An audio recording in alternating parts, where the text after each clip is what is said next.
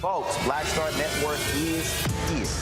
Hold no punches! I'm real revolutionary right now. Black power. Support this man, Black Media. He makes sure that our stories are told.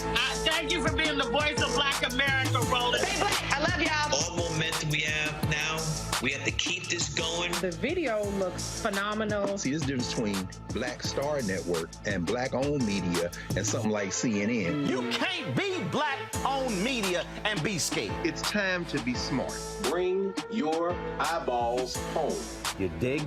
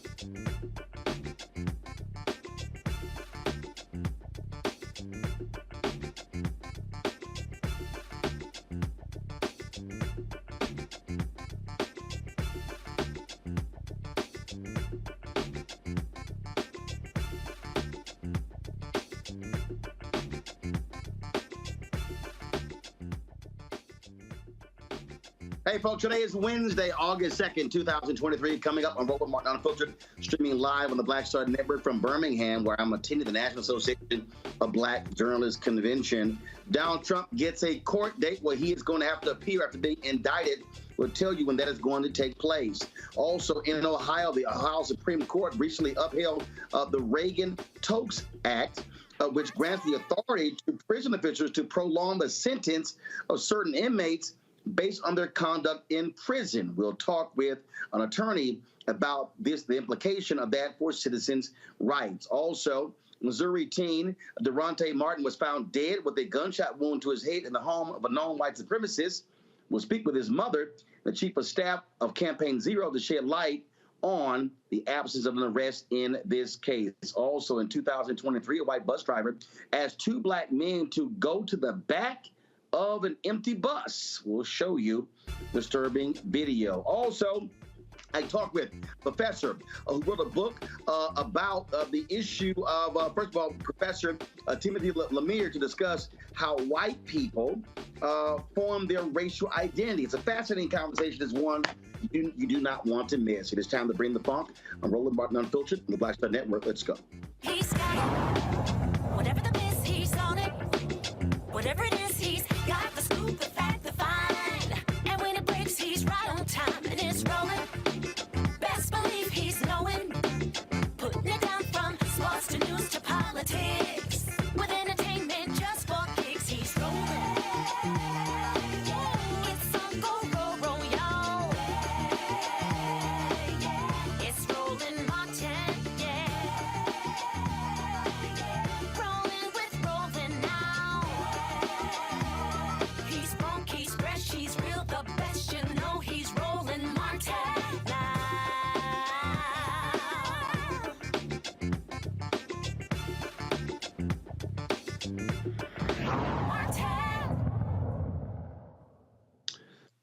right, folks. Donald Trump, he is set to appear in court on Thursday after being charged yesterday with 4 felony counts, all tied to January 6th. He is going to be appearing in the court of a black federal judge who has not been kind to folks involved in the January 6th attack on this country. My panel, Robert Patillo, he is the host of People, Passion, Politics, News and Talk 1380 WAOK in Atlanta. Rebecca Carruthers, Vice President, Fair Election Center, Washington, D.C. Robert, I want to start with you. Judge Tanya Chutkan, she was chosen at random for this, but she is somebody who does not play around when it comes to the law. And so Donald Trump, he is going to have one hell of a task on his hands. Well, the biggest task that Donald Trump is going to have is trying to create a coherent story, at least a coherent defense. Right now, the Trump defense sounds a lot like the Falcons defense. Just let anybody in, anybody through. They ain't even trying. Well, I had a debate earlier on Iranian TV with one of the Trump supporters, and when they asked the simple question of, well, what is Trump's defense? They started talking about Hillary Clinton. They started talking about Hunter Biden. They started talking about John Kerry and Al Gore and Stacey Abrams and Kamala Harris and all these things. But when it gets down to it, let's look at the charges that are against President Trump. I think the easiest to prove is incitement to or conspiracy to disrupt a official act of Congress. He is on tape saying, everybody, we're going to walk down to Congress, and then we're going to go into the building. I'm going to go with you and go inside the building. What is the defense for that? I'm just trying to figure out, for all the Republicans, for all the conservatives who keep saying, well, this is a political prosecution, the judge is biased, the DA is biased. If you are charged with telling people to go interrupt Congress and you're on video telling people to go interrupt Congress, what exactly is the defense you're going to put up around that? And I think the reason we're hearing so much hemming and hawing, particularly on conservative media, so much discussion about all these distractions, conspiracy theories, is because it's going to be very hard to get away from the fundamental fact that Donald Trump admitted to most of the things he's accused of, and the rest of the things have witnesses or cooperating witnesses, people like Mike Pence, the former Vice President of the United States of America, is going to testify at this trial. Mark Meadows, the previous Chief of Staff to the President of the United States, will testify at this trial. If you look at the unindicted co-conspirators who will probably face charges later, people like Rudy Giuliani and Sidney Powell and John Eastman are all going to have to take the stand. This may be the most damning of all of the charges against the president. He's currently facing 78 charges, which could put him in jail for 600 years. Once the Fulton County case comes down, they will probably be looking at over 80 felony counts that might put him in jail for the next 1,000 years. I think they have to have a come to Jesus meeting about all this bluster and the campaign trail and attacking the prosecutors. They really talk about how to keep this man from dying in jail. You know, Rebecca, I've been cracking up laughing, listening to a lot of these Republicans, and they've been talking about the First Amendment, the right to free speech. Here's the problem. What Special Counsel Jack Smith said, and he puts it in the 45-page indictment. Oh, you can say whatever you want. You can even lie. But when you act on interfering, that's criminal.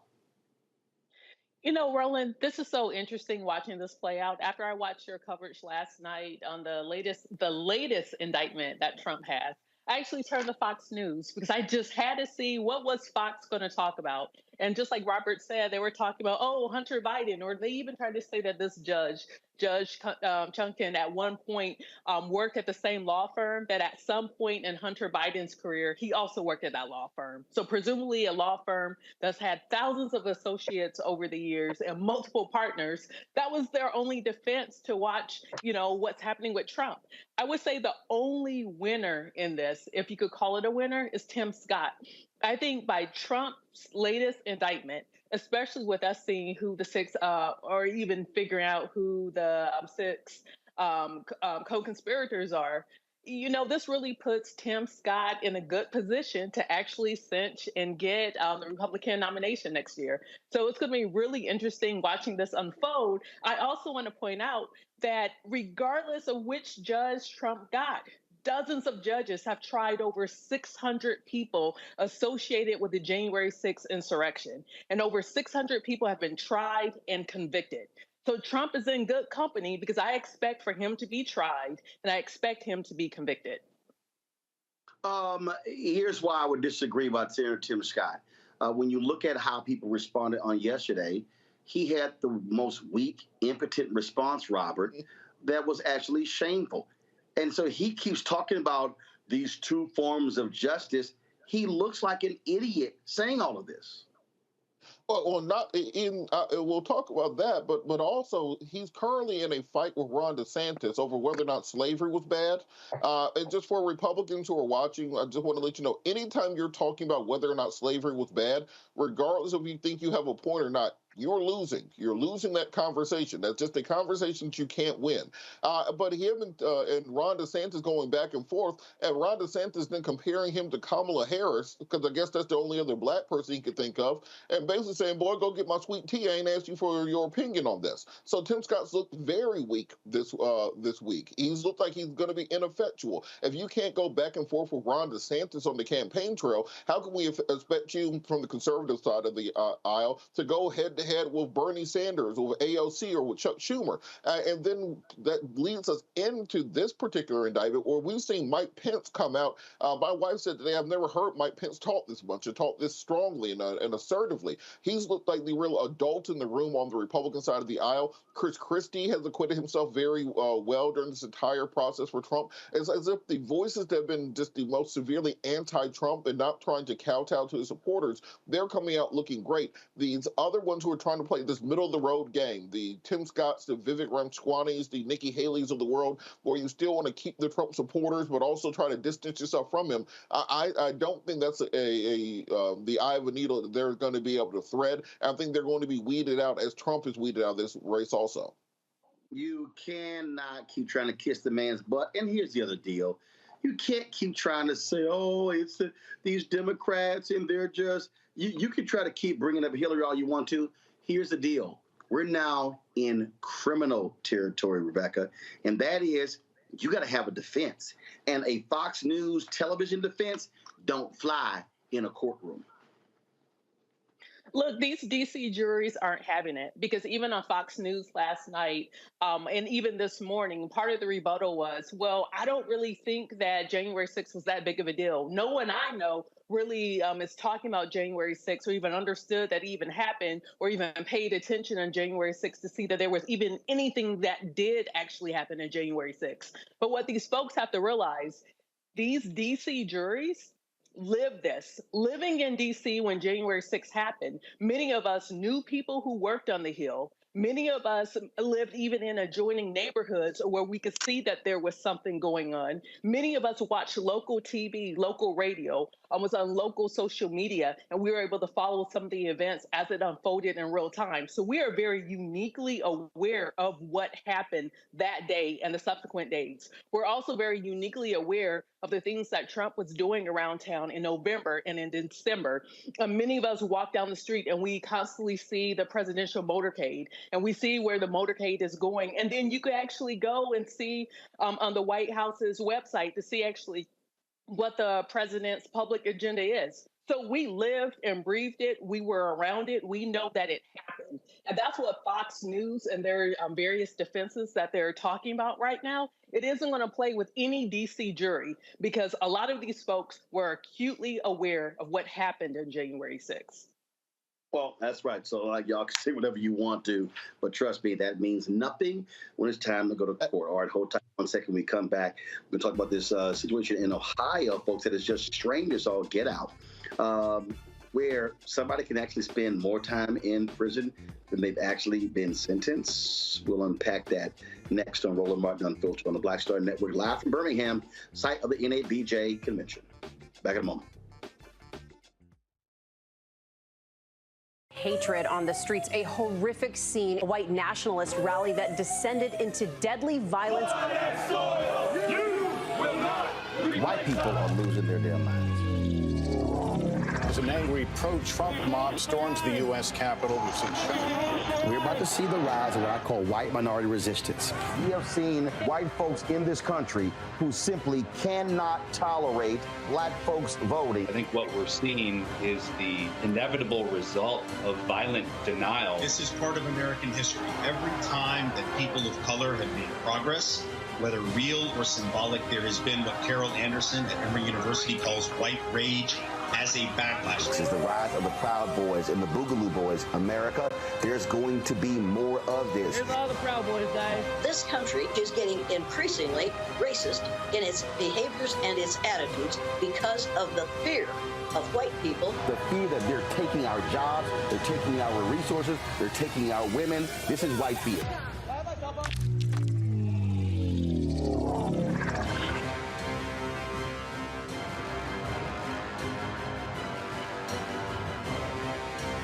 Next on The Frequency with me, Dee Barnes, our special guest, Alicia Garza, one of the founders of the Black Lives Matter movement. We're going to discuss her new book, The Purpose of Power, How We Come Together When We Fall Apart. We live in a world where we have to navigate, when we say something, people look at us funny, but when a man says the same thing less skillfully than we did, right? Right. Everybody flocks towards what they said, even though it was your idea. Right here on The Frequency on the Black Star Network.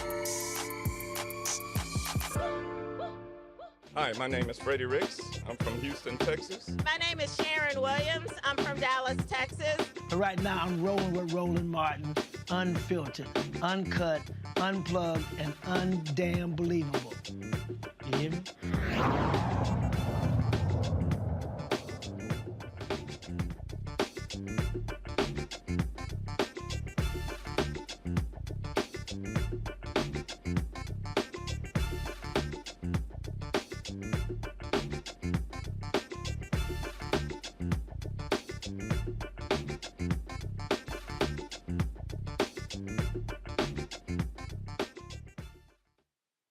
So the House Supreme Court has upheld a law that allows prison officials to extend the sentences of certain inmates based on their behavior behind bars. Christopher Hacker and Damon Simmons Jr. challenged the law, saying it infringes on the state constitution's separation of powers between the judicial and executive branches, which allows prison officials to act as prosecutors, judges, and juries in determining extended sentences. And the 2019 law, known as the Reagan Tokes Act, gives the Ohio Department of Rehabilitation and Correction the authority to request the parole board to keep felony offenders in prison beyond the minimum of their sentence range. Joining us now is Ohio attorney Fannin A. Ruckert to explain this. Attorney Ruckert, glad to have you on the show. So let's understand this. In fact, there's a similar law in Texas. I know a pastor, former pastor, Terry Hornbuckle, who was convicted of rape, was sentenced to prison, sentence was up. Based upon his actions, based upon him never admitting any remorse, he was literally sent to a psychiatric facility where he still remains because they felt he was still a danger. So what's still strange about this is, so how can you have a court of law that makes a determination, but then there's an arbitrary decision made by the prison system to still keep somebody in prison? So, Roland, first of all, let me offer, I am so humbled and grateful to be able to join you again, and certainly talking about important legal issues that impact us all broadly. Let me just give some background. As you said, this was passed in 2019 under the guises of criminal justice reform. And what this law said is that for certain first and second degree felonies, which are the most, the highest degree of felonies in Ohio, judges are required now not to give a certain sentence, but have to give an indefinite sentence. They have to give a minimum, and they have to extend that to have a maximum. The law says there's a presumption that folks are going to get out on that minimum.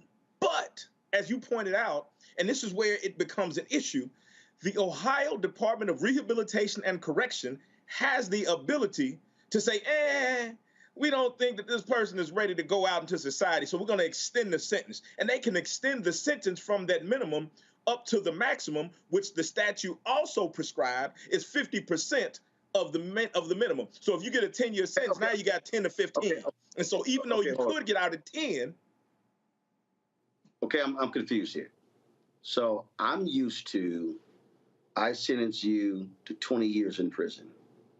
And then based upon behavior, you might get time off for good behavior. and then you could get out earlier if you're paroled. So you're saying that when somebody is now sentenced in Ohio, there's no precise sentence.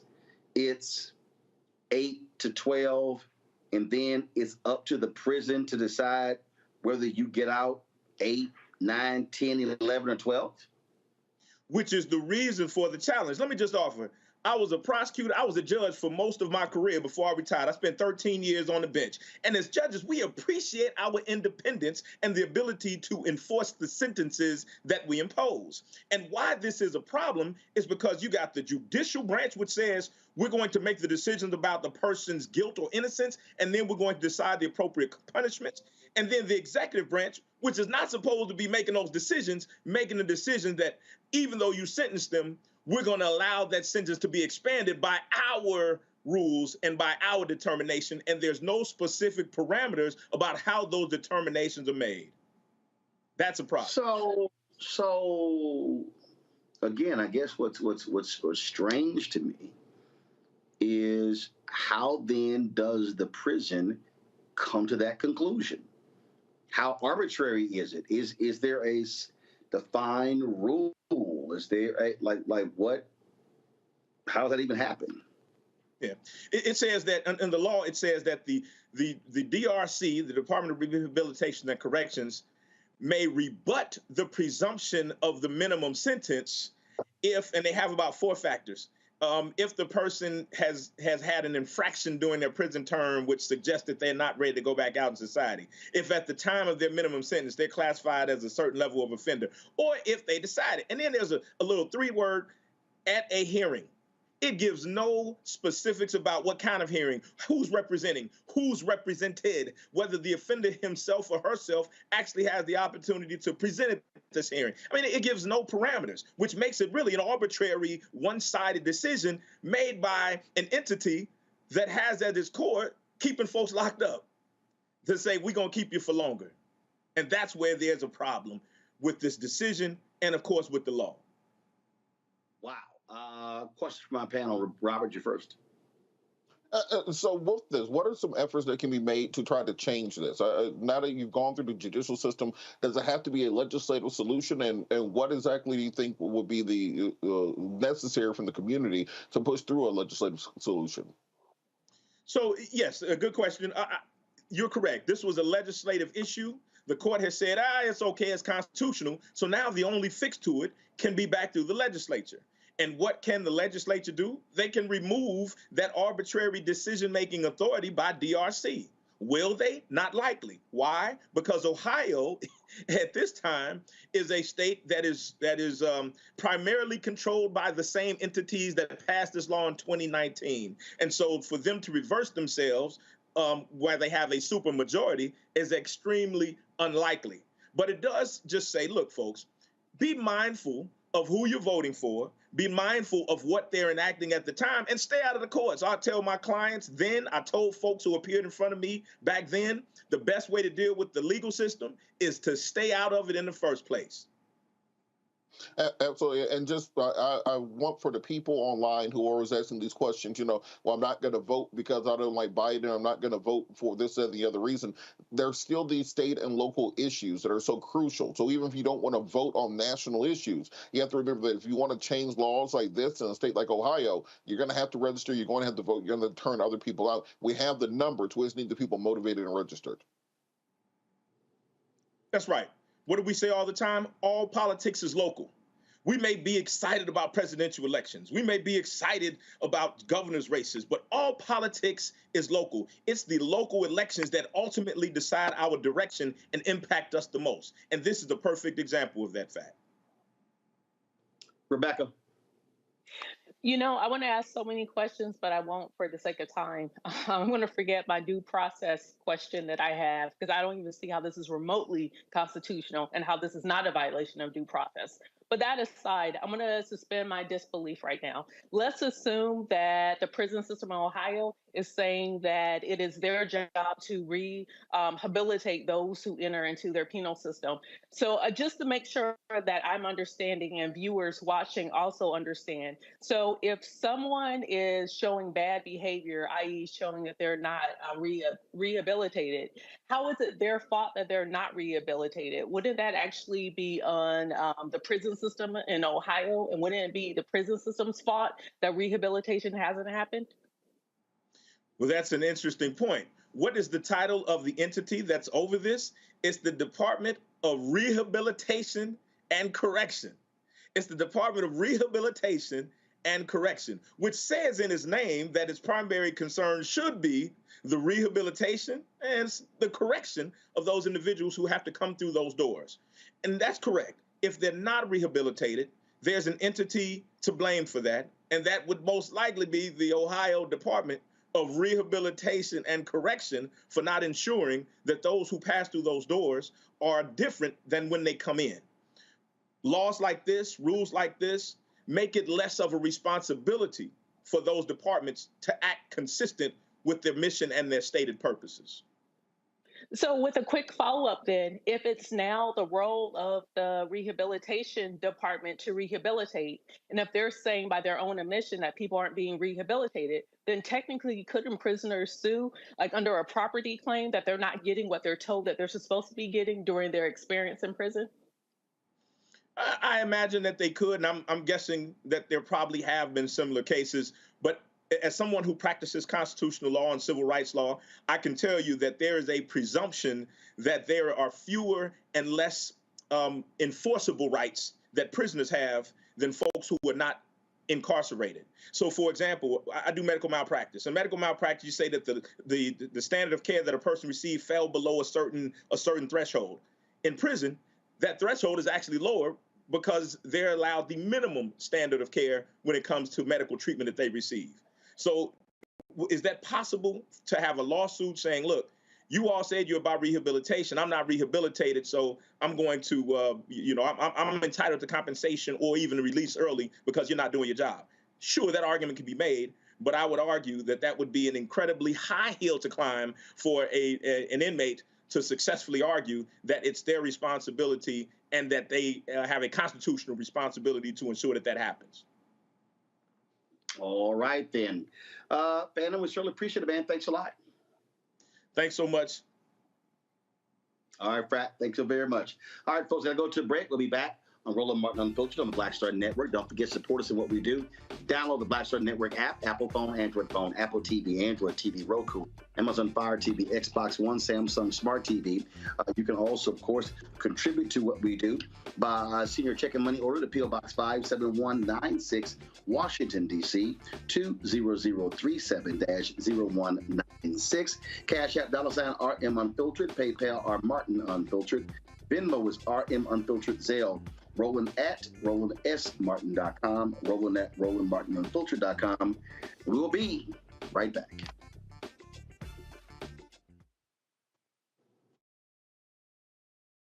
Happens in Black culture.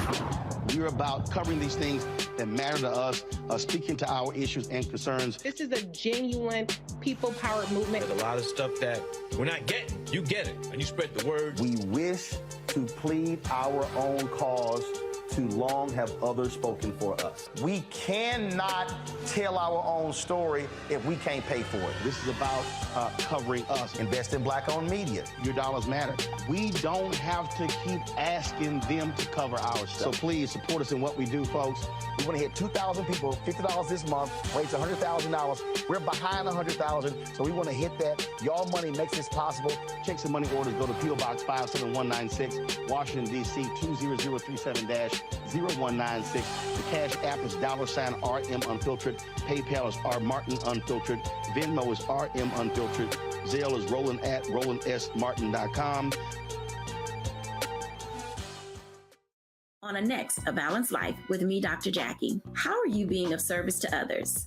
Doing for someone beside yourself is such a big part of living a balanced life. We'll talk about what that means, the generation that missed that message, and the price that we're all paying as a result. Well, now all I see is mama getting up in the morning, going to work, maybe dropping me off at school, then coming back home at night. And then I really didn't have any type of time with the person that really was there to nurture me and prepare me and to show me what a life looked like and what service looked like. That's all on the next A Balanced Life with me, Dr. Jackie, here at Black Star Network.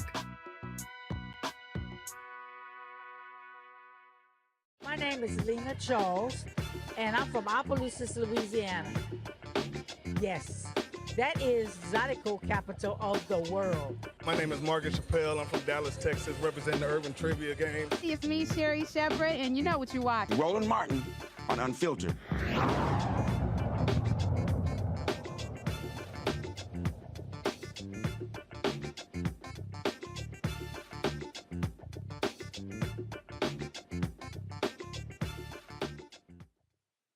Folks, we talked about this story before. On April 25th, 2021, 19-year-old Derontae Martin was found dead in the attic of a white Missouri man's house with a gunshot wound to the head. The white man, James Wade, is said to be a known white supremacist. Local coroner quickly ruled Derontae's death a suicide. It took months to get a second autopsy, and an impaneled jury ruled Derontae's death resulted from violence, not suicide.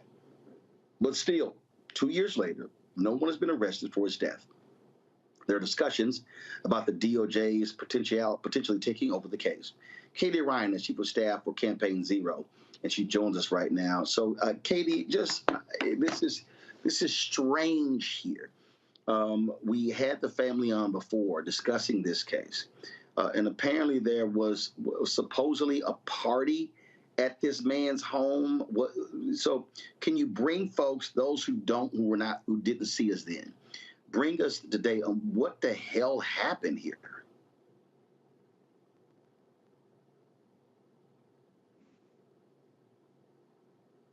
Don't think we have Katie's audio. She might be on mute. So let's, all right, Katie, let's try it now. Are you able to see and hear me, Roland? We got you. Actually, we see you and hear you. Go right ahead. Okay, perfect. Okay.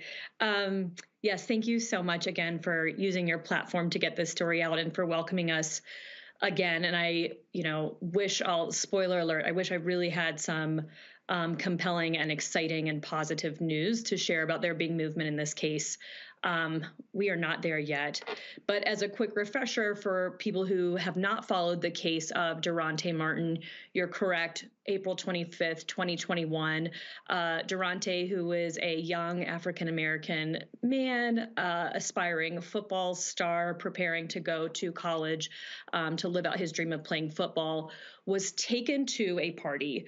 So again, this was not a party he intended to attend, but he was taken by some of his friends, acquaintances, we'll call them, in a rural part of Missouri. Derontae was the only Black individual attending the party. The party was for a girl who was a minor at the time, her father known to be a white supremacist.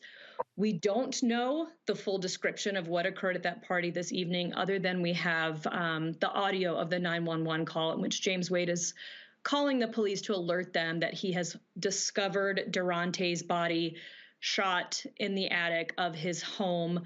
What we do know is that Derontae had surgery on his dominant hand, on his right hand. So he was in a full cast from wrist to elbow. He did die by a gunshot to the temple in the upstairs of this home. And police very quickly took his body from the house. The scene was already cleaned prior to medics arriving. And then his mother, Erica Lotz, had to, by way of sort of telephone, learn both of her son's death and then the whereabouts of his body, which was already at a coroner's. So that's what's so strange here, the actions of cops in this case. And there literally has been nothing from state investigators.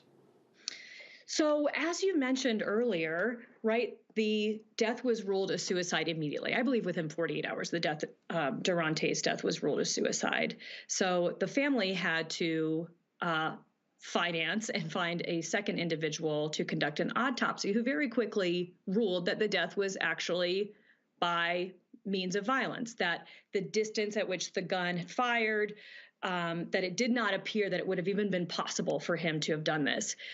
Based on that, a jury was impaneled, reviewed his case, also said that this was officially a death by violence, not possible for it to be a suicide. One piece of background information is that prior to Derontae's death, there were 2 alleged suicides that had also occurred at James Wade's property. So this is the 3rd death that has occurred at his property. Despite all of this information. That's a lot of dying. In one place? Right. Affiliated with one person? Precisely. So what we have seen since then was, since there were conflicting reports after the jury was impaneled and ruled the death homicide, then the investigation was turned over to the Missouri State Highway Patrol. That was to move it out of the local law enforcement. They closed the case and said there was nothing more to examine. So we are still in the streets. We are still pushing for the FBI, for the Department of Justice, for anyone outside of the state of Missouri who can conduct a thorough investigation with integrity that does not have special interest in local politics to actually answer so many of the outstanding questions we have and actually get truth for Derontae and his family. Have you gotten any sort of feedback from the feds? No, I will say what's promising is recently the family did meet with Senator Hawley in Missouri, and he has committed to pushing, to whatever capacity he has in his office, to getting a sort of larger platform. There is an upcoming meeting with Congresswoman Bush.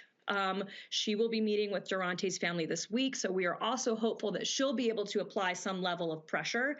But we have not been able to get the FBI or the DOJ to publicly commit to actually looking at his case, because as far as we've seen, the investigation has been so botched from top to bottom, from the moment of his death. We don't have any more faith in law enforcement and the investigatory bodies in the state of Missouri. Our ask is just at a minimum that we have an external body at the federal level to actually step in and start doing some of this investigating. Literally a stunning story that makes no sense whatsoever. Rebecca, your first question. Thank you. Thank you so much for being on here tonight, just to make viewers aware of what's going on. This is a little hard for me because I grew up in a rural state in the Midwest, and I remember family members pulling me aside when I was a teenager and letting me know, do not go to any parties and you're the only Black person there. That was the type of conversation that we had within my family and even my extended family. So my question for you, how often do these things or have these things happen in Missouri that you know of these strange deaths, and no one knows anything? It was a homicide. It may not have been a homicide. It might have been a death by suicide, but then no one knows anything. How often does this happen? Yeah, I mean, that's a brilliant question. I don't have a global perspective on how this actually has manifested over time in Missouri. There's no mystery here that our criminal legal system is actually much more quick to stop investigating violent deaths of young Black and brown men in particular. And one of our commitments is to make sure that Derontae doesn't become one of those statistics, right? That it's easily swept under the rug, that, he must have, there were no witnesses there who will actually step forward and actually explain A, why he was there, B, James Wade's actual affiliation with local law enforcement and or his affiliation with any sort of white supremacy groups, and then C, why the coroner and law enforcement were so quick to side with James Wade. This is like one of the saddest tales as old as time, just as you're saying. And part of our scream for justice is that we shouldn't be living in a world where parents have to say, you may not go to a party where you're a minority, because if the outcome is violence, then you will not be a recipient of justice. Robert? And so listening to your story, it's just amazing because this isn't isolated. I think to the story of the black woman who went on the girls' trip and she was the only black person in the party and she ended up dead. And was also ruled to be a suicide or an accident, something along those lines. I'm curious as to what the Justice Department, why they haven't started investigating this yet. Going through particularly the Civil Rights Division, what are they saying needs to be done in order for them to launch a full investigation? Yeah, so actually, I think there is, from the DOJ, we're not getting the most clear responses. I'm glad that you're asking this in a very public and vocal way, is that we have only been declined further investigation on behalf of the DOJ, but the actual substantive reason for that is not clear to us. Even clarity that says this is not within the DOJ's purview for X reason would be something, but we are getting sort of stonewalled at every single turn, and that is part of the frustration of this case.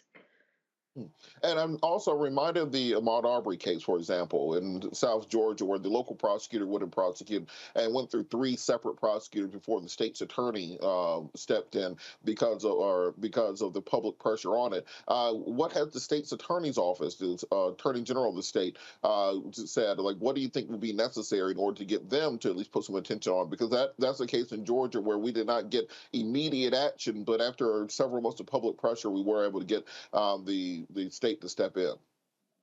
Yeah, I mean, so we have gotten, I wouldn't say stonewall as much by the state's attorney, but we have received a lot of conflicting information and also have heard that apparently the information that made its way to the state's attorney office was not complete and in full. In fact, we learned that the prosecutor, once he inherited the case file for Derontae, it did not include the fact that a second autopsy had ever been conducted, that it only had information regarding the first and initial autopsy by the local coroner, which to us was just mind-blowing, right? That the state's attorney was only getting a portion of the story and not getting the actual ruling that his death could not have been by suicide. Again, just speaking to the point that at every single turn of the investigation, whether we seek answers or when we ask about the version of stories that people have received, it has been botched from top to bottom. All right, then. Look, it is unbelievable story, and certainly the family just needs some answers as to what in the hell is actually going on. So great work there, Campaign Zero. We appreciate it. Keep us abreast if you all able to make any movement. Yes, Roland, and if I can, while we have your viewers who were so engaged previously, I want to remind everyone that we do have a website titled Justice for Derontae, DERONTAE. And on that page, not only can you learn more about him as a human being and the light that he was as a person, but there is a call to action with contact information for the FBI and for the Department of Justice so that you can make your voice be heard and demand that we get some answers and an external investigation. All right, Katie Ryan, we appreciate it. Thanks a lot. Thank you so much. All right, folks, got to go to a break. We'll be right back. Roland Martin Unfiltered right here on the Black Star Network. Next on the Black Table with me, Greg Carr, we welcome the Black Star Network's very own Roland Martin, who joins us to talk about his new book, White Fear, How the Browning of America is Making White Folks Lose Their Minds. The book explains so much about what we're going through in this country right now, and how, as white people head toward becoming a racial minority, it's going to get, well, let's just say, even more interesting. We are going to see more violence. We're going to see more vitriol because as each day passes, it is a nail in that coffin. The one and only Roland Martin on the next Black Table, right here on the Black Star Network. Hatred on the streets, a horrific scene, a white nationalist rally that descended into deadly violence. White people are losing their damn minds. As an angry pro-Trump mob storms the U.S. Capitol, we've seen shooting. We're about to see the rise of what I call white minority resistance. We have seen white folks in this country who simply cannot tolerate black folks voting. I think what we're seeing is the inevitable result of violent denial. This is part of American history. Every time that people of color have made progress, whether real or symbolic, there has been what Carol Anderson at Emory University calls white rage as a backlash. This is the rise of the Proud Boys and the Boogaloo Boys. America, there's going to be more of this. Here's all the Proud Boys, guys. This country is getting increasingly racist in its behaviors and its attitudes because of the fear of white people. The fear that they're taking our jobs, they're taking our resources, they're taking our women. This is white fear.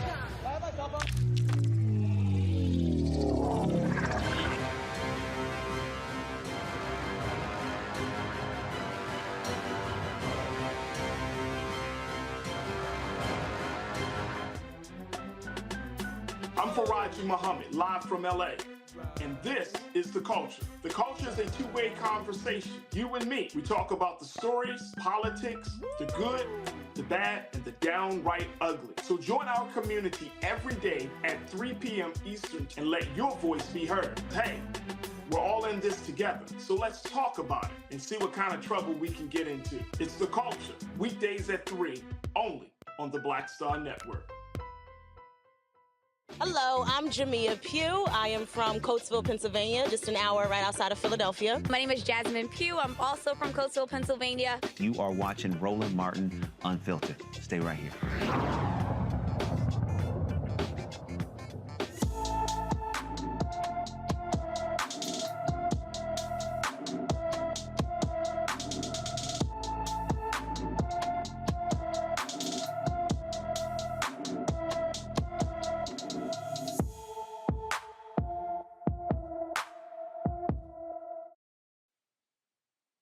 Tatiana Allen has been missing from Montgomery, Alabama since June 29th.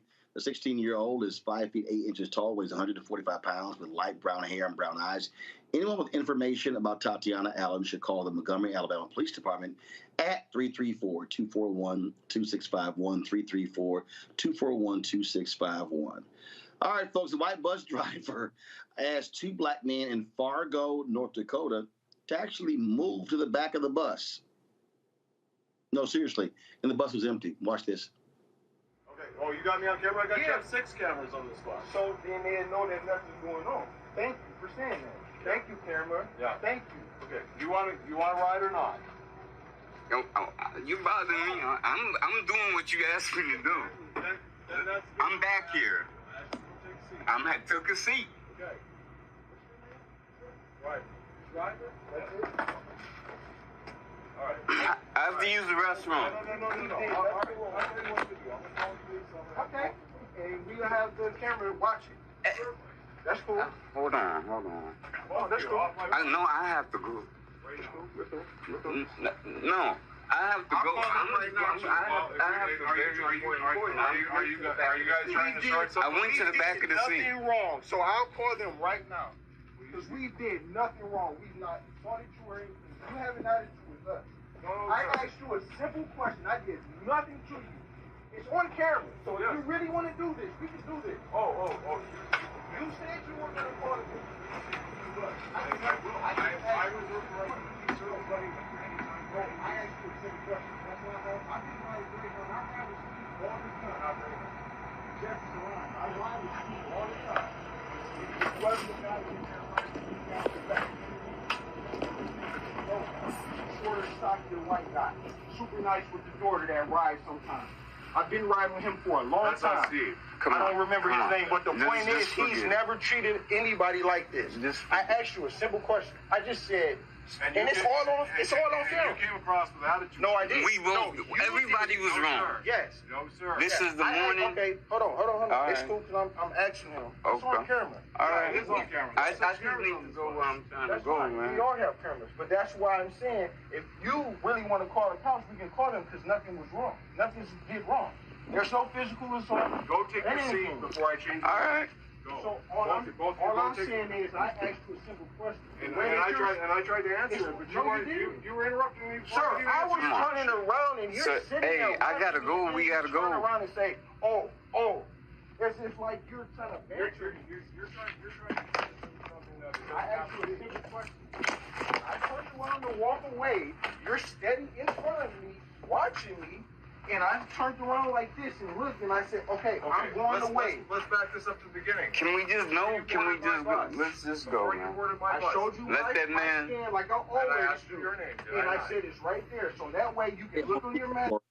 On July 13th, when they showed their tickets to the Jefferson Lions bus driver, despite no other passengers being on the bus, Kobe McFarland asked them to actually move to the back of the bus, then threatened to call cops. Jefferson Bus Lines has since apologized and is investigating the incident. Rebecca, I'm confused. There's nobody else on the bus. So, spoiler alert, that bus driver needs to lose his job. They need to go ahead and settle and write the check to those two black men. But you know, this is one of those things. Things are so stupid in this country right now. Do you fight back when that happens and possibly get arrested, get beat down, possibly get killed by cops or get killed by that person if he pulls out a gun? Or do you record it so you can live to see another day? You know, it's one of those things where it's like my first instinct is make me move. You're going to physically move me. I'm not about to sit in the back of the bus. But then also trying to figure out what does it also mean responsibly for people to be able to get home safely, you know, and that's where, you know, that's where I'm kind of stuck here. Yeah, Robert, I think they're going to have to cut a big check. Yeah, you know, I'm reminded of the Dred Scott decision, which I remind people was never actually overturned by the Supreme Court. It was overturned legislatively by the 14th Amendment, but technically it's still good law, which says that a black man has no rights that a white man is forced to respect. And I think that's what we saw in this situation, that if you just look at the way the driver was speaking to them, he was speaking to them from a position of authority, almost as if he was a plantation owner who had some unruly Negroes on his property. There was no level of understanding, respect, no opportunity to simply discuss it because he came up to them in a very aggressive manner, and I'm still not quite sure why. I'm not quite sure what the predicate of this was. As was mentioned, is a completely empty bus. This appears to be a situation of an individual who is taking out their own personal experiences or prejudices on the general public. And as was said, I think that these young men will more than likely be well compensated for this event. Hopefully they will connect with some great civil rights attorneys that can navigate them through this. But also this bus company, this bus line needs to make sure they are enforcing some HR and those diversity, equity, and inclusion programs that Ron DeSantis hates so much. Well, guess what? Maybe if you train your employees that way, they don't have these sorts of interactions, and then you don't have to pay out a multi-million-dollar settlement. You see how that works? It's not about cultural Marxism. It's about saving you money in the long run. Final story before I let you go. I'm here in Alabama, Birmingham, for the National Association of Black Journalists Convention. And so the Carlee Russell case, you've now got a Alabama lawmaker who now wants to make it a felony to fake a kidnapping. Now, mind you, she's facing charges. But this is a perfect example of how nonsensical and crazy white conservatives are. We're talking one woman, and you want to change state law because of one woman? Robert, this is stupid and it's ass backwards in a place like Alabama. But this is what happens in these red states where they have the highest incarceration rates in the country.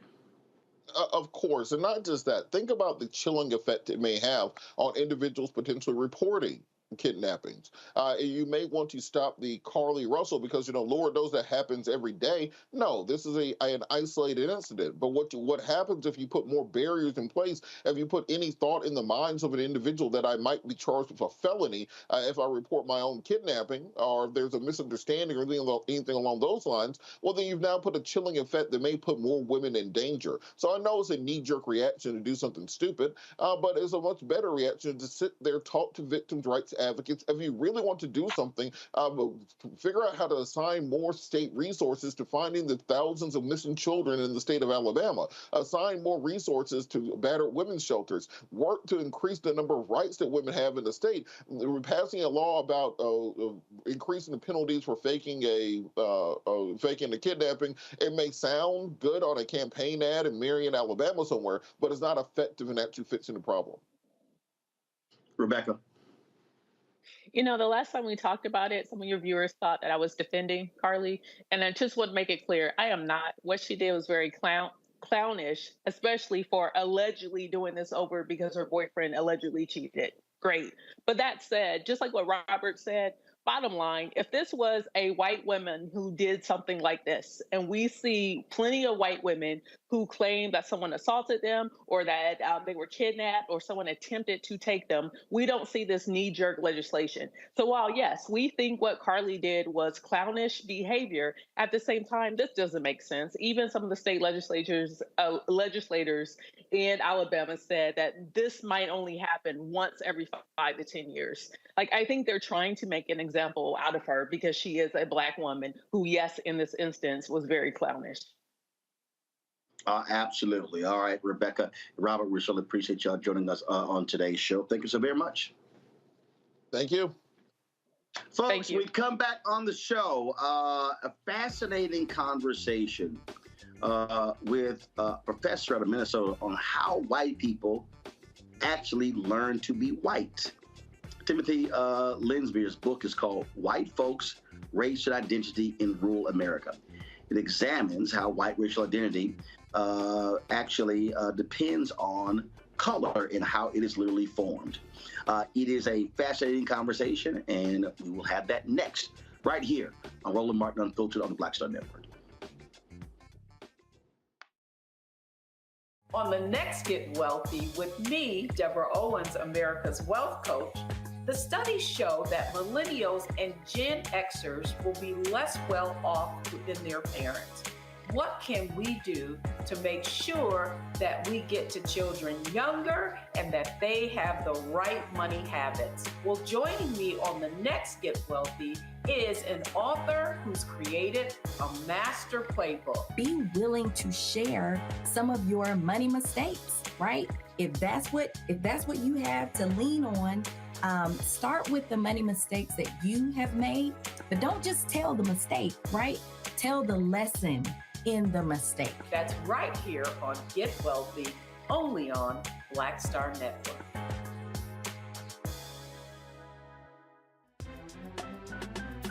I'm Faraji Muhammad, live from LA. And this is The Culture. The Culture is a two-way conversation. You and me. We talk about the stories, politics, the good, the bad, and the downright ugly. So join our community every day at 3 p.m. Eastern and let your voice be heard. Hey, we're all in this together. So let's talk about it and see what kind of trouble we can get into. It's The Culture, weekdays at 3, only on the Black Star Network. Hello, I'm Marissa Mitchell, a news anchor at Fox 5 DC. Hey, what's up? It's Tammy Roman, and you are watching Roland Martin Unfiltered.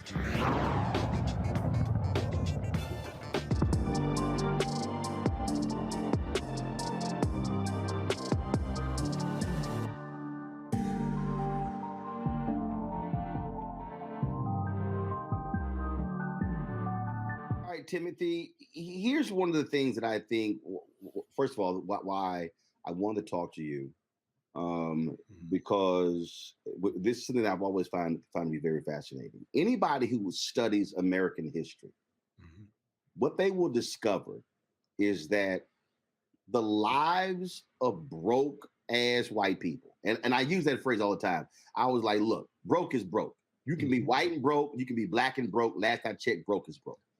But the lives of broke-ass rural white people have always improved when African Americans were fighting for equality. You can go back to post-civil rights. You can go back to every period in American history when Black people were fighting for rights. The livelihood of poor whites actually improved, yet they don't understand that connection. Yes, That's true. In my reading of history, I would say, yes, that's true. I guess I would add two things to that, right?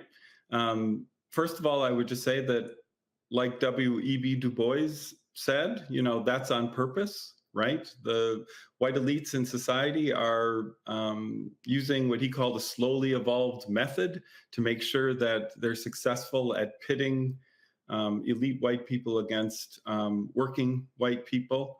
And, they use all sorts of different tactics to make sure that happens. And unfortunately, poor and working white people have often gone along with what white elites were saying was the problem, which was to put it on Black people and other people of color.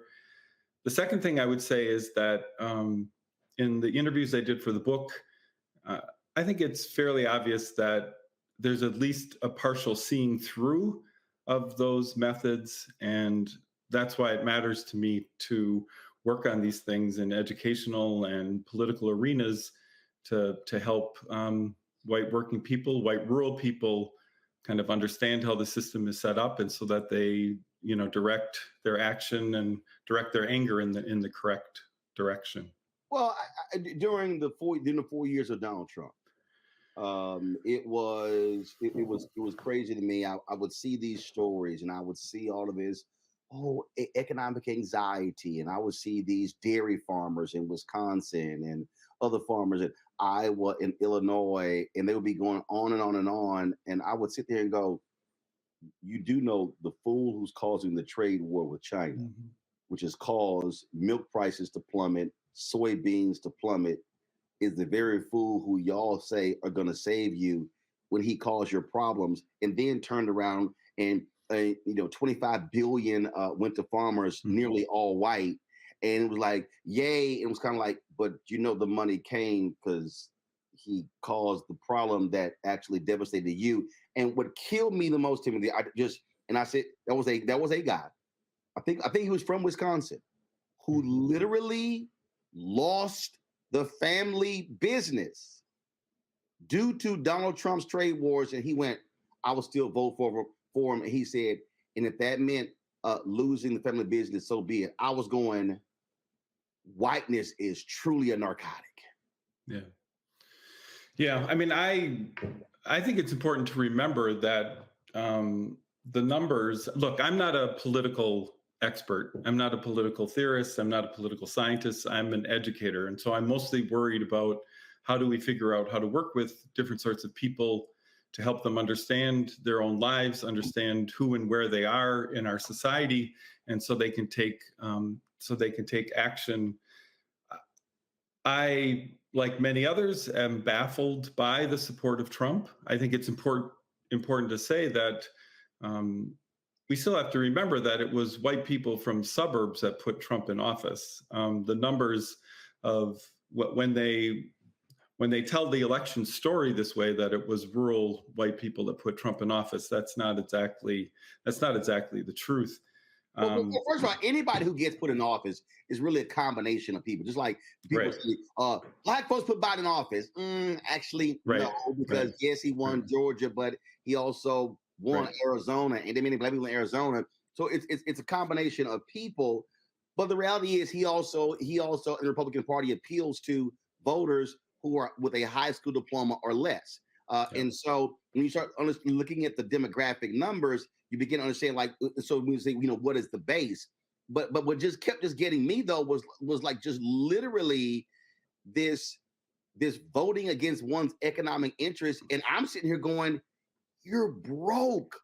You're like literally losing your farms and jobs. And it's kind of like, no, it ain't. That's not it. It's them. It's those people. Yeah. It's those. No, people. I mean, I don't claim to understand exactly how this works. I would just say that it's part of a strategy. You take people who are angry and hurting, and you direct that in a different direction, right? And Trump was very skillful at directing that, at saying, look over there, look at those immigrants, right? Look at those people of color. Those are the reasons that we have these problems. So Trump recognized the real anxiety, the real difficulties that many working white people had, and he skillfully persuaded them that those problems were caused not by him and not by his social class, but by people of color.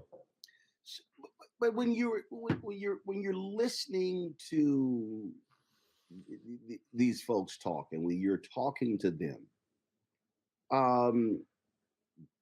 and again, I'm not disparaging all, but again, as somebody who spent so many years covering these stories and really getting pissed off when I see mainstream white media be clueless about this, it is as if they have no understanding of history and an understanding of how we got to this point and how white supremacy actually impacted white people in their thinking when they begin to look at people of color.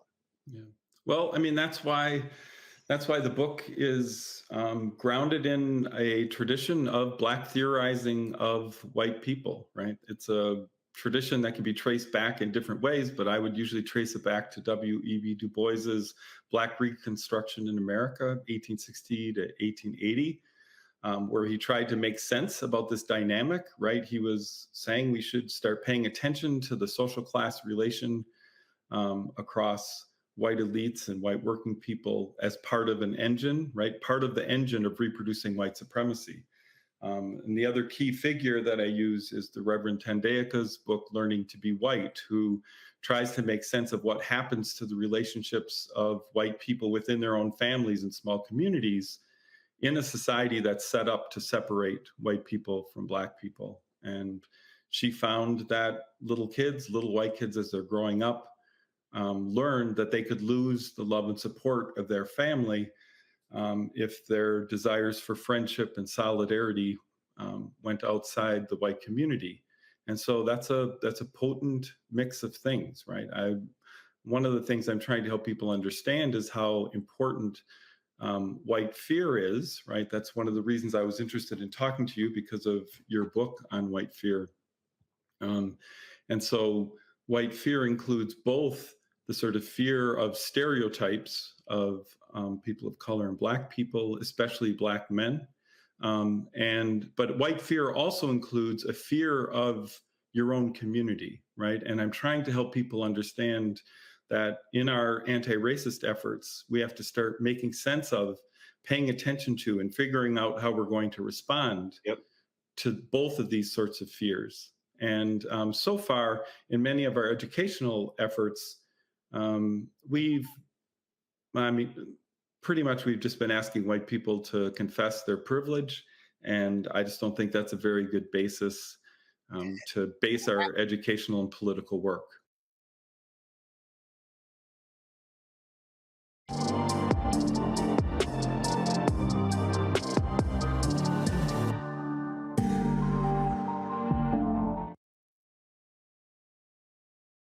Folks, Black Star Network is here. Hold no punches! I'm real revolutionary right now. Black power! Support this man, Black media. He makes sure that our stories are told.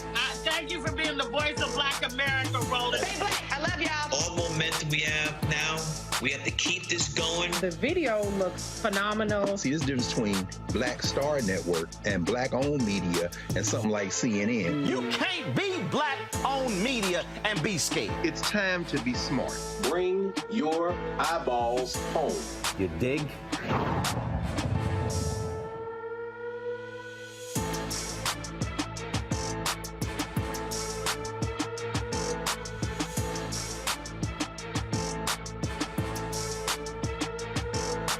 On the next Get Wealthy with me, Deborah Owens, America's Wealth Coach, the studies show that millennials and Gen Xers will be less well off than their parents.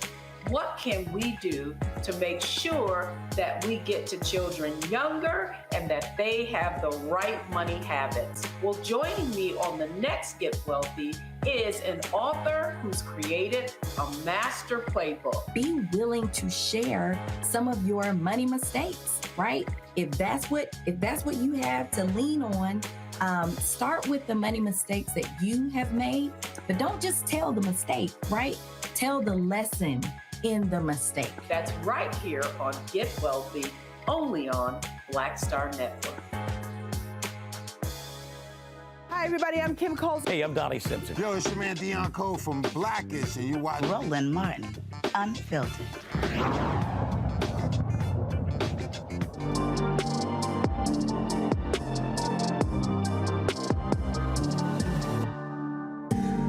Here's the thing that I concluded years ago. That the problem, which is why I rarely ever even use the phrase white privilege. Mm-hmm. It's because the problem, and again, as somebody who literally, I live for words, that's just the nature of being a journalist. When you make a statement or use a phrase, it's not what you are implying, it's what someone is inferring. And the issue that I've always had with white privilege is that phrase connotes you're rich. The word privilege. When we hear privilege, I don't care who we are, whether we are Black, whether we are white, Latino, Asian, Native American, when we hear privilege, we automatically think, oh, country club, rich, Rolls Royce, mansions, wealth, a high status in society. And so the phrase doesn't connect with that broke white person because I'm not privileged, not really understanding the deeper meaning. I just simply say it's called advantages of whiteness, and then breaking it down and saying you have the ability as a white person, you have the luxury of going off on the cops and knowing you're not going to get beat.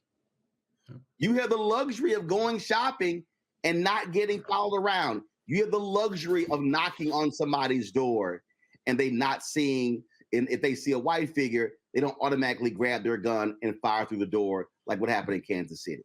And so that's where I think using white privilege, it just doesn't work because the person you're talking to is like, I got no privilege in my life. Look at me, I'm broke as hell. Yeah, I mean, in education, we've been influenced by this kind of white privilege framework for a long time, right? In educational settings, it usually takes the form of helping people understand as you said it, their advantages. For me, some of the problems with it is it does create resistance, maybe when we don't need it, right? When there's going to be plenty of other hard things to talk about and figure out. We don't need to start with the sort of reaction that you're talking about. I'm also just really interested in helping people locate themselves in history, right? You started this conversation by talking about whether we do or don't know history, especially the history of this country. And I would say we certainly don't. And it's certainly not taught in schools, the sort of history that you're talking about. It's certainly not taught in schools. And so I think we need to have, if anything, a more serious approach to this in education, where we treat people as attempting to make sense of their lives, and then we have to give them powerful ways of understanding that. And one of the ways to do that is to help them read history, help them understand how things got set up the way they are, and then help them understand that they have a choice to make about whether they want to participate in the reproduction of white supremacy or whether they want to try to figure out how to disrupt it. But often we don't even get to that point where people would be able to make that sort of choice. And so that's what I've been trying to work on. I have a lot of good people I work on that with, and most of us look to it's usually various Black theorists of whiteness, not only Du Bois and Tandayaka, but also Toni Morrison, the great novelist, was also has a book called Playing in the Dark. That's quite powerful to trying to make sense of the white psyche in a society like ours. And so we're trying to base our work in thinking like that, thinking and writing like that rather than in the white privilege stuff, which is true enough, but I don't think is very pedagogical. I remember after the 2016 election, seeing Michael Moore on MSNBC, and he was talking about how, oh, we've got to go into these communities and we've got to get them to understand different things. And I remember saying, no, actually, we don't. And here's why I said that. And what I said was, I said, at some point, Michael Moore and others have to understand, you guys sit down and look at the numbers. You're talking to people who literally are living in white enclaves where it's not, and I'm talking about, and of course, you know what I'm talking about here, 92, 94, 96%, they don't see people of color. Yeah. And then what happens, because I think it was CBS. I think CBS did a story. CBS did a story about how this community, it was either Iowa or Pennsylvania, I would have to find it, how it began to change. And all of these folks, how it used to be, and we could do this and we can do that, and all of these different things. And what they were really saying is, before these people, they were talking about Latinos, before they begin to come in, this is what our community used to be. They are living in places where there is no diversity. Mm-hmm. And their entire worldview is whiteness. And that's and so we have to understand, people are sitting here going, I don't understand, we're living in these other places where it's diverse. No, these places are not diverse. Companies have left. The way of life is literally just just whiteness, and everything is ingrained in that. And anything that they actually know about people of color is coming from television or social media. Yeah, I actually would maybe, it doesn't feel like exactly push back, but one of the reasons I was writing the book and doing what I was with the stories that people told me was to make sense of, Tandeyaka calls it a civil war that's going on inside of white people. And also Ralph Ellison helped me a lot with this, his essays in Shadow and Act. I found in interviewing the people I did in the small rural community in Wisconsin where I did my work, I found that there was a lot more conflict inside than what your account would suggest.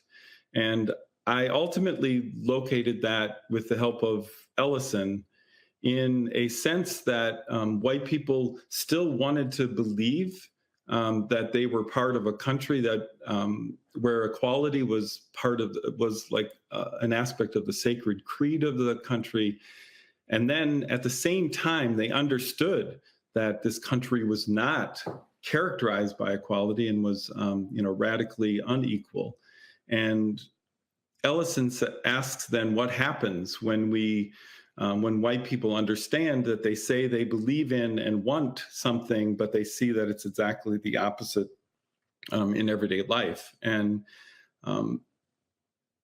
some white people, right, a small number, respond to that conflict by trying to become part of groups of people trying to change their communities and societies and make it match up more with this sacred creed of equality. And unfortunately, Ellison said many white people respond to that conflict, that contradiction inside them by scapegoating people of color, by using stereotypes to give temporary relief to the conflict inside. And so what I was interested in is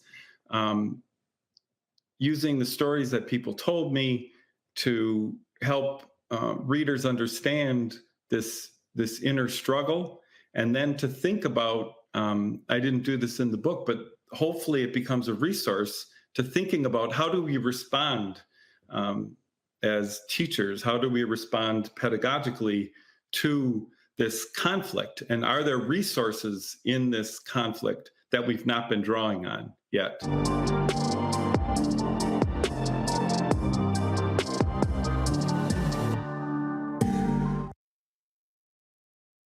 Next on the Black Table with me, Greg Carr, we welcome the Black Star Network's very own Roland Martin. who joins us to talk about his new book, White Fear: How the Browning of America is Making White Folks Lose Their Minds. The book explains so much about what we're going through in this country right now, and how, as white people head toward becoming a racial minority, it's going to get, well, let's just say, even more interesting. We are going to see more violence. We're going to see more vitriol, because as each day passes, it is a nail in that coffin.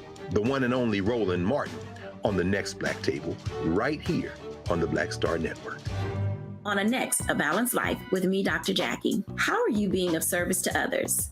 Doing for someone beside yourself is such a big part of living a balanced life. We'll talk about what that means, the generation that missed that message, and the price that we're all paying as a result. Well, now all I see is mama getting up in the morning, going to work, maybe dropping me off at school, then coming back home at night. And then I really didn't have any type of time with the person that really was there to nurture me and prepare me and to show me what a life looked like and what service looked like. That's all on a next, A Balanced Life with me, Dr. Jackie, here at Black Star Network.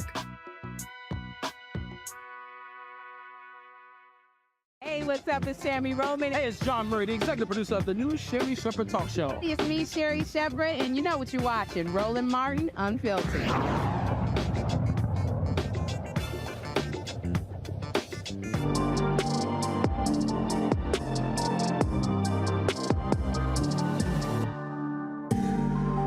When we talk about, again, this rural versus city dynamic, it is a battle of land.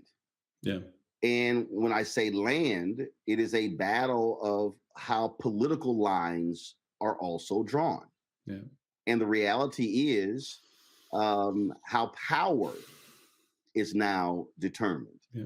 So when you now look at a lot of areas, and I'm actually speaking more state than actually federal, but it also applies to both, where you have very few people who literally have more power than places where there are a lot more people, and the places where there are a lot more people are far more diverse than those places where there are few people.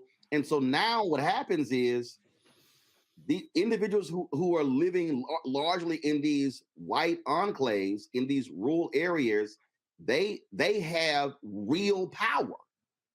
And their votes are determining actions that are taken in states all across the country, whether we're not talking about just Wisconsin, just Iowa, just Illinois, but we're talking about Texas, Mississippi, Tennessee. We're talking Michigan.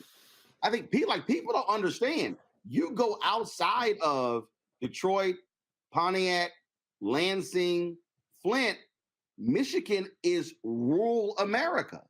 Yeah. And so now you have that power dynamic in terms of where they hold significant sway in state houses and yes, in Congress as well. And I think this friction, that power dynamic is also a part of this. Yeah. Yeah. I mean, I would defer to you on that. I mean, you're smarter about those things. I'm much more focused on trying to figure out how people are making sense of their lives and then figuring out how we would then work with them and be with them to lead towards them being mobilized for anti-racism. And for me, in their teaching, right, in their living. A former student of mine, Ezekiel Joubert, and I edited a special issue in a journal dedicated to research on rural education. And we looked at Black Lives Matter protests in rural areas. And one of the points of that special issue and what the authors were taking up is just to remind people also that many Black people live in rural areas too. Yep. And so we have this image of rural areas as kind of monocultural, and all white. And so it's useful to remember, especially historically, right? Many Black farmers are losing their land now, but that's also a function, frankly, of mainstream white media. Yeah. That when they're doing these diner stories. It's Yep. like, I swear, ain't no black people don't go to diners. I mean, and you turn on Fox, MSNBC, I don't care what the network is. So part of this thing is what media has done to create this impression that when you say rural, it means white. Yep. And I have to say, when I went into the research, I fell into a version of that. I fell into a version that I would somehow be describing people in a community where the idea of isolation was like the key thing. And eventually I had to lose and give up that idea, because what I actually found was that white people were always creating themselves up in relation to people of color. And like you said earlier, it is not necessarily or not mostly in creating themselves in relationship to actual people of color, right? They're doing it in relation to images and going back to novels and radio and TV. They're using it in, they're using these images, often these stereotypes of Black people, and they're creating themselves as white people in relationship to those. And so that was another thing I was trying to explore, is what does that look like?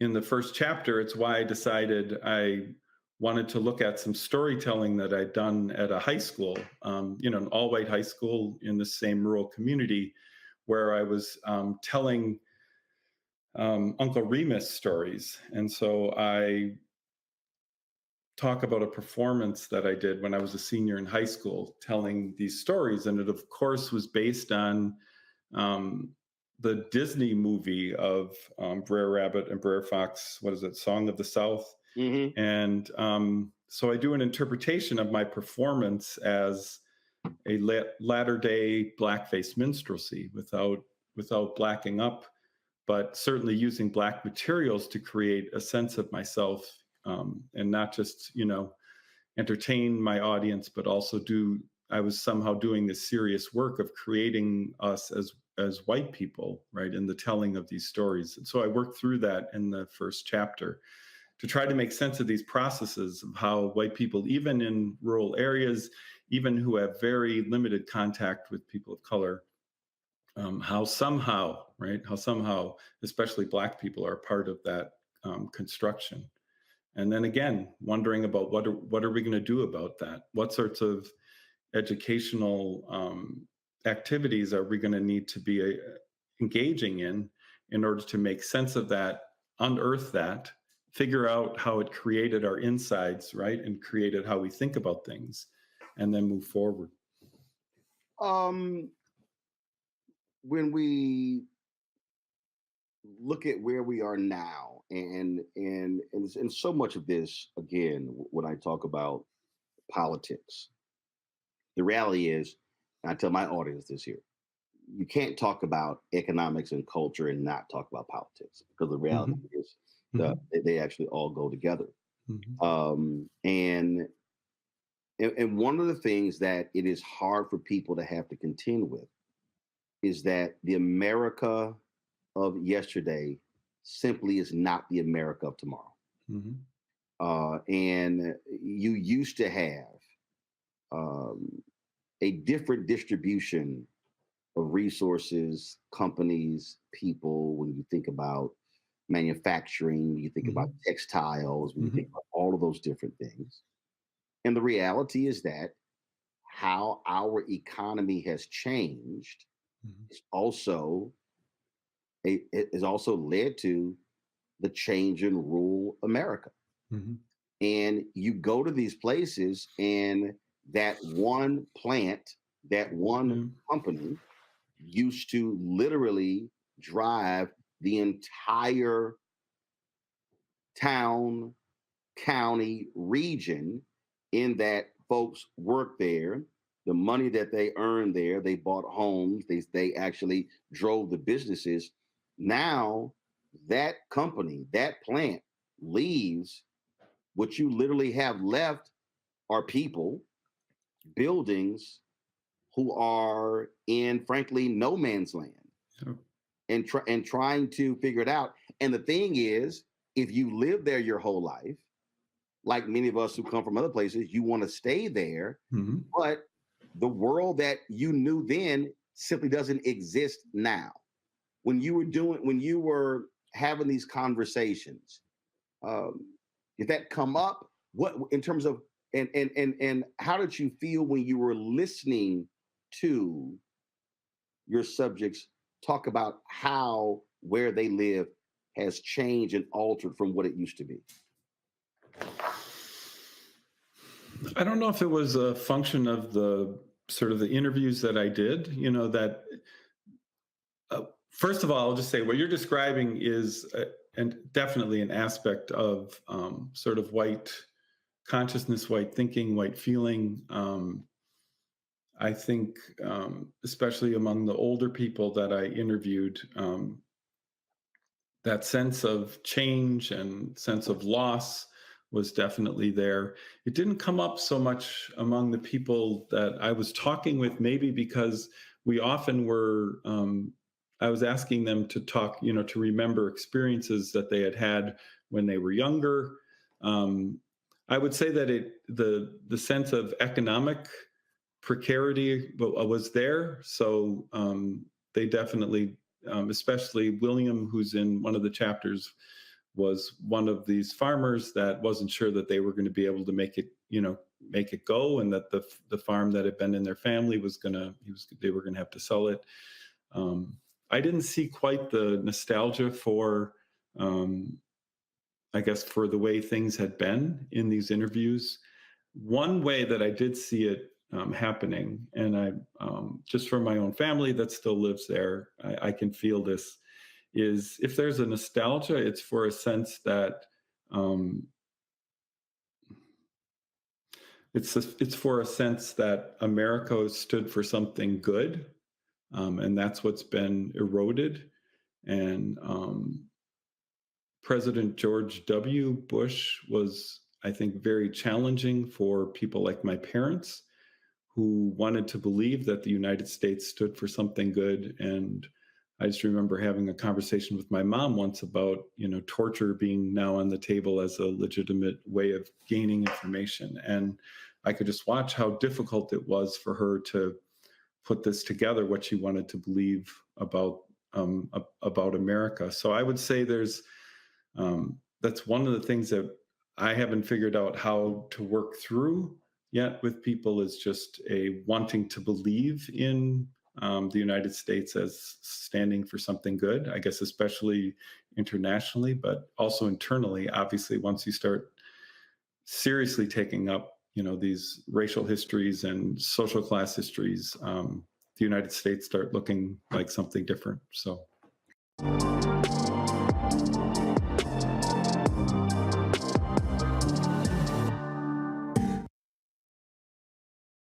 On the next Get Wealthy with me, Deborah Owens, America's Wealth Coach, the studies show that millennials and Gen Xers will be less well off than their parents.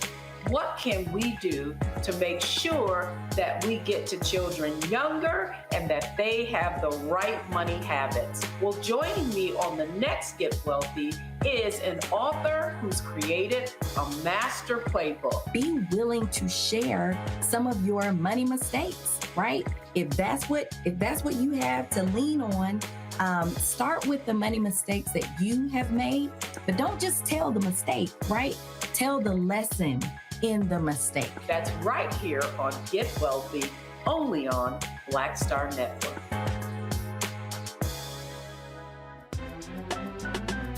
I'm Faraji Muhammad, live from LA. And this is The Culture. The Culture is a two-way conversation. You and me. We talk about the stories, politics, the good, the bad, and the downright ugly. So join our community every day at 3 p.m. Eastern and let your voice be heard. Hey, we're all in this together. So let's talk about it and see what kind of trouble we can get into. It's The Culture, weekdays at 3, only on the Black Star Network. Hey, what's up? Geek Tony in the place to be. Got kicked out your mama's university, creator and executive producer of Fat Tuesdays, an air hip-hop comedy. But right now, I'm rolling with Reagan Martin, unfiltered, uncut, unplugged, and undamn believable. You hear me?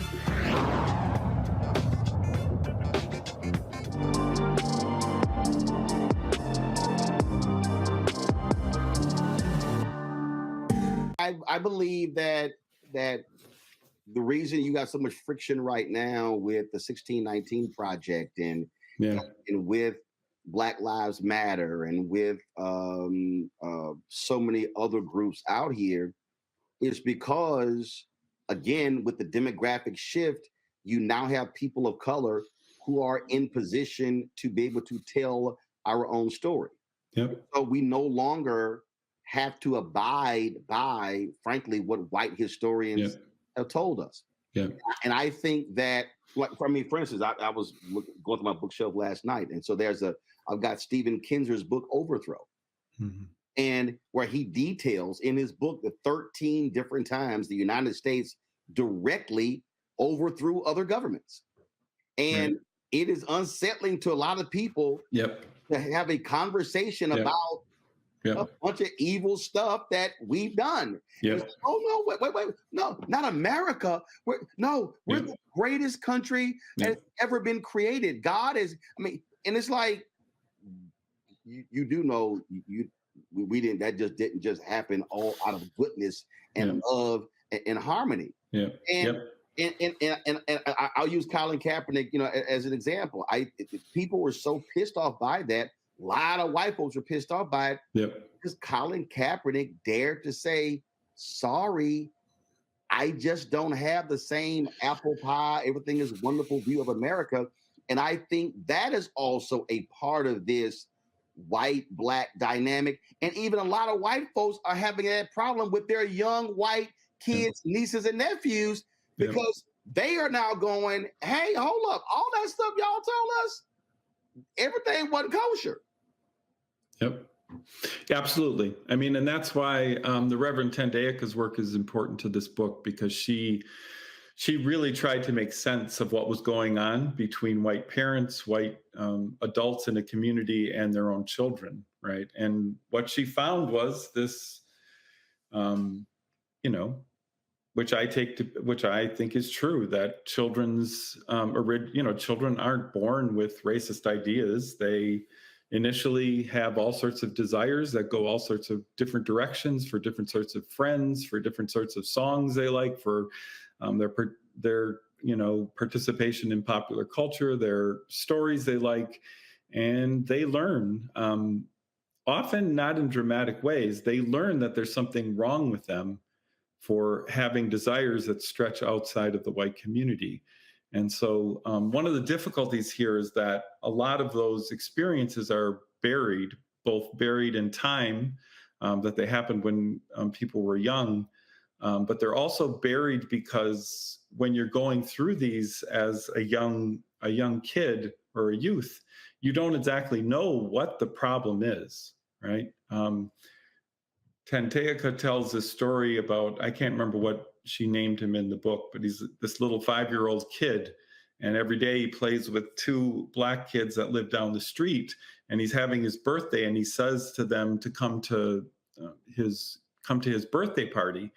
And then these 3 little kids are weaving their way through all these white bodies, all of the kids, family and aunts and uncles, and the little kid knows that there's something wrong, and he knows that there's something.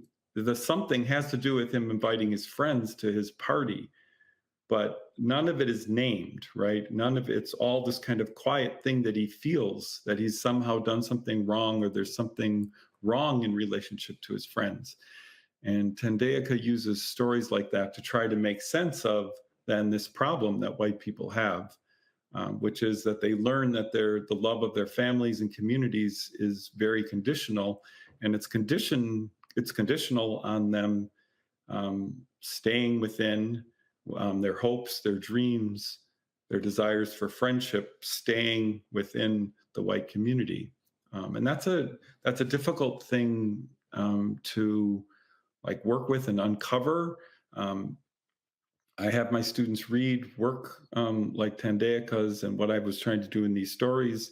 And so it's not impossible. And they do start figuring out how their the love and support of their community was conditional on them pledging allegiance to whiteness. So it's not impossible to work through and try to figure out, but it's a potent, powerful thing. And I would say it's, like Tandayaka says, it's one of the engines of the reproduction of white supremacy, this fear of our own white communities. A couple more questions. I've long said that what America needs is we need a minimum of 1 million Jane Elliott's and Tim Wise's. And I've said that if we're going to confront what's happening in this country, and I say this in my book, White Fear, it's going to take white folks going in spaces and places with other white people to lead, to promote these very difficult conversations. Yeah. And it can't be Black folks, frankly, trying to save white folks again. Yeah. No, I agree absolutely. I've been trying to be a part of groups and support groups of people doing that work, where we take on the responsibility of working with white people on these questions. There's all sorts of reasons that that's the correct thing to do. We get tripped up sometimes because, we grew up in this society, and so we took on ideas like that it's only people of color that are racialized in this country, and so then therefore anything having to do with race has to, like, at every moment have people of color involved, right? Or else we can't trust it or can't do it. So we have to overcome these fears that somehow we're going to do it wrong, or that there's somehow like a separatist kind of aspect of this when we say that white people are going to work with white people. But I absolutely agree with you. And that's the kind of work I've been trying to do and the kind of work I've been trying to support. I asked every author this question, so I'll ask you this. What was your wow moment as you were researching or writing this book? Something that you heard or came across where even you went, yo, wow, that's nuts. Well, I don't know about you, Roland. I work very, very slowly, right? So I don't know. You work fast. I have a feeling you work fast. I work very slow. So my wows are probably stretched out over a long time. I would say I was actually, the wow moments were actually moments where I listened to people. I guess I'm thinking of two men, especially in the book, who I had this image of them as small children and young men trying to make sense of the world that they were in and trying to use what they had access to create a better version of themselves. And so I'm thinking about a man I named Robert in the book, who was a very serious athlete and who modeled not just didn't just admire great Black athletes, but literally tried to make his body move like them as part of his, and then also tried to take on the way that he thought they moved in the world. And then he'd read biographies of like Hank Aaron and have to confront the racism that Hank Aaron faced. And so I guess the wow wasn't like something like, oh, look at, there's these beautiful white people. The wow was just that there are people, there are children, there are youth that are trying to make themselves up in better ways, and they use what they have to do that. You started this by talking about, how social media creates these images of things, right? And another person in the book, Stan, he talked directly about all the ways that Black men are stereotyped in the media, but he was also able to find, documentaries of the civil rights movement. And so he was consciously trying to counter the stereotypes that he was encountering in all these other places by other things that he could find. So I don't mean this as some sort of great big hopeful thing. We're in largely hopeless situations most of the time, but people are trying to make sense of the world. And if we can help them continue to make sense of it in more powerful ways, I think some things can happen. Right then. Well, I think, again, these books are indeed necessary because, and I think that they have to be a part of the regular discourse in media. Because I tell people all the time, the reality is the greatest way for you to reach people is through mass media, the ability to be able to reach them, to touch them, to educate them, and to get them to, again, to see things a lot differently. White Folks, Race and Identity in Rural America, Timothy Lensmeyer. I appreciate it. Good luck with the book. Thanks a lot. Thank you, Roland. It was a pleasure talking to you. Likewise. Folks, Black Star Network is here. Hold no punches. I'm real revolutionary right now. Support this man, Black Media. He makes sure that our stories are told. Thank you for being the voice of Black America, Roland. Stay black. I love y'all. All momentum we have now, we have to keep this going. The video looks phenomenal. See, this difference between Black Star Network and Black-owned media and something like CNN. You can't be Black-owned media and be scared. It's time to be smart. Bring your eyeballs home. You dig? Pull up a chair, take your seat. The Black Tape with me, Dr. Greg Carr, here on the Black Star Network. Every week, we'll take a deeper dive into the world we're living in. Join the conversation only on the Black Star Network. Hi, I'm Dr. Jackie Hood Martin, and I have a question for you. Ever feel as if your life is teetering and the weight and pressure of the world is consistently on your shoulders? Well, let me tell you, living a balanced life isn't easy. Join me each Tuesday on Black Star Network for A Balanced Life with Dr. Jackie. We're all impacted by the culture, whether we know it or not. From politics to music and entertainment, it's a huge part of our lives, and we're going to talk about it every day right here on The Culture with me, Faraji Muhammad, only on the Black Star Network. I'm Deborah Owens, America's Wealth Coach, and my new show, Get Wealthy, focuses on the things that your financial advisor and bank isn't telling you, but you absolutely need to know. So watch Get Wealthy on the Black Star Network.